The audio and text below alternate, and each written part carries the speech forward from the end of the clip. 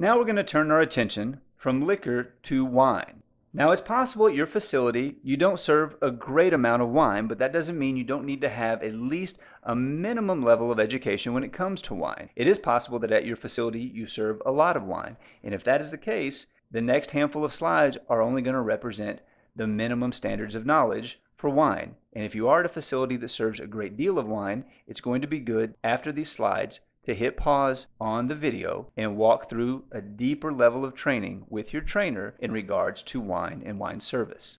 So, in order to establish a baseline of knowledge for wine, we're going to focus on two different things. We're going to focus on varietals, which are types of grapes, and we're going to focus on regions of the world. If you can understand varietals and regions of the world, you can navigate any wine list pretty easily, and you can move your members and guests around on the wine list based on the flavor profiles of the different varietals. We won't get too deep into flavor profiles, but we are going to talk about regions and varietals. Okay, so to get a baseline knowledge of wine, we're going to start with regions and varietals. We'll start right here in the United States with Napa Valley.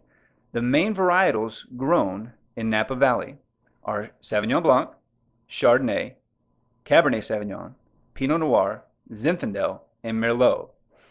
Now, the folks in California aren't finicky. They will actually grow pretty much any varietal out there. But these 6 you see listed are the most popular. The top 2, Sauvignon Blanc and Chardonnay, are both white wine varietals, varietal meaning grape, and the bottom 4 are red wine varietals. Sonoma is right next to Napa. These are both in the northern part of California, and they're almost sister valleys. They sit right next to each other, so they grow the exact same varietals. Sauvignon Blanc, Chardonnay, Cabernet Sauvignon, Pinot Noir, Zinfandel, and Merlot. And again, just like the makers in Napa, Sonoma winemakers don't discriminate with varietals either. They'll grow pretty much anything, but these again are the top 6. So moving on out of the United States and into France, if your wine list happens to carry Bordeaux's, they can be very daunting when it comes to understanding how to sell them, or even how to understand them for that matter. You may have some members and guests who have traveled around the world and have been to Bordeaux, but that doesn't necessarily mean that they know what's in a Bordeaux wine either. So here's a quick little region and varietal lesson, if you will, to understand what's in a Bordeaux bottle of wine or a bottle of wine from Bordeaux. If you see on your menu that there are appellations listed, such as Haut-Medoc or Saint Julien, Saint Estèphe, or any of those you see listed right there, you will know that those are left bank appellations in the Bordeaux region.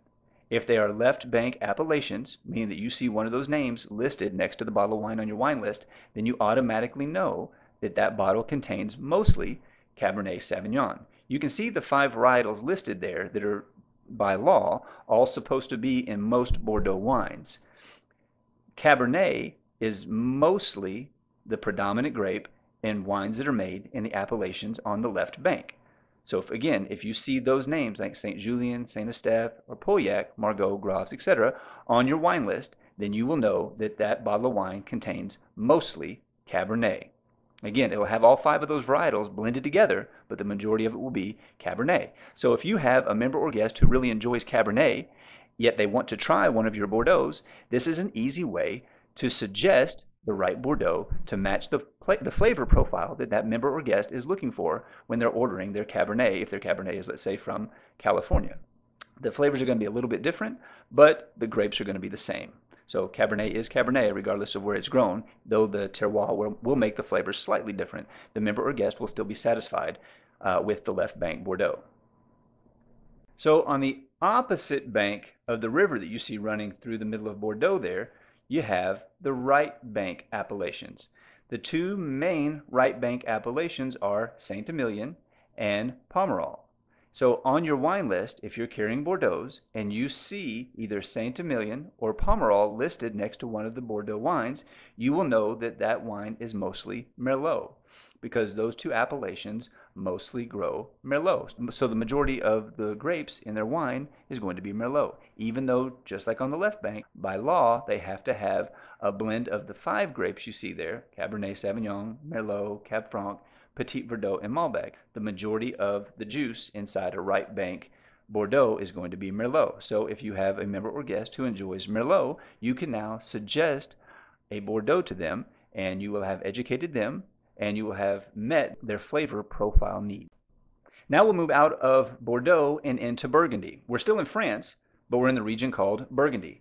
Now, a lot of people think that Burgundy actually just means red wine. If someone says, "Can I have a glass of Burgundy?"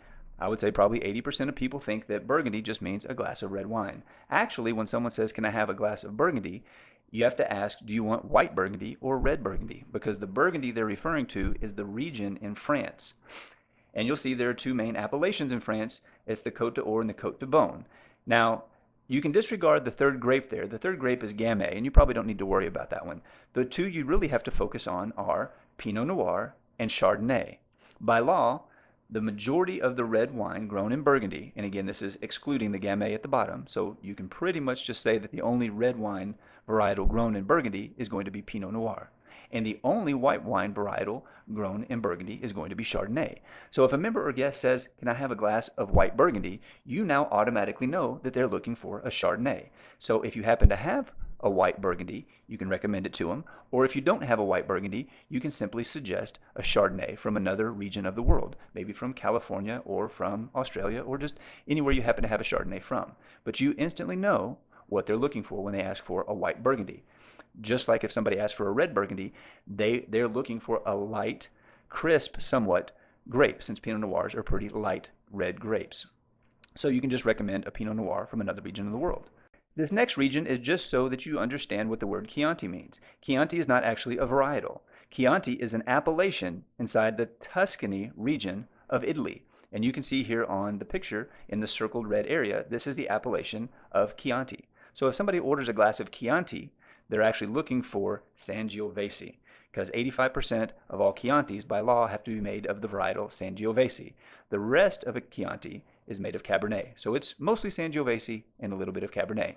And if somebody asks for a Chianti and you don't happen to carry one, as opposed to saying, "I'm sorry, we don't have any Chianti," you can then just recommend something with Cabernet or just a glass of Cabernet by itself. It'll come pretty close. Here you see Barossa Valley in the country of Australia. Australia is primarily known for their production of Shiraz, and if you carry a Shiraz on your wine list, it's probably from Barossa Valley in Australia. There are a couple of other areas in Australia that do make wine and do make Shiraz. Australia is also known for making a couple of other varietals as well, or growing, I should say, a couple of other varietals, such as Cabernet Sauvignon, Merlot, and Chardonnay, just to name a few. You're in luck, though, if you happen to be carrying a Cabernet on your wine list from Australia, because it's going to taste just like the Cabernet varietal that's grown in the United States up in Napa and Sonoma. So no fear there. If you have a member or guest who drinks Cabernet from California, they'll enjoy the Cabernet from Australia as well. It tastes almost the same. And here we have the Marlborough region of New Zealand that specializes in growing the varietal Sauvignon Blanc. They do grow some Pinot Noir as well, but they are very well known for their Sauvignon Blancs and arguably make some of the best Sauvignon Blancs on the planet. So if you happen to have some on your wine list, congratulations, you're in luck. They're delicious, and I would suggest pushing them through the spring and summertime because they go great with light appetizers or flaky white fish dishes. That completes the beverage product knowledge portion of the minimum standards section. Now let's take and put all that together and talk about suggestive selling. So how do we drive revenue? We do it one suggestion at a time. Well, just like any good car salesman would tell you, you can't sell a car to someone who just bought one yesterday. They just don't have a need. The same is true in our industry. We can't sell to someone who is already full. So the opportunity to sell is when they are hungry. Our brains actually secrete a hormone that tells us when we're full. And so at that point, no matter how good a steak looks or sounds, or how good a piece of cake looks or sounds, we're just not buying. Our brains are actually telling us we can't take any more food in.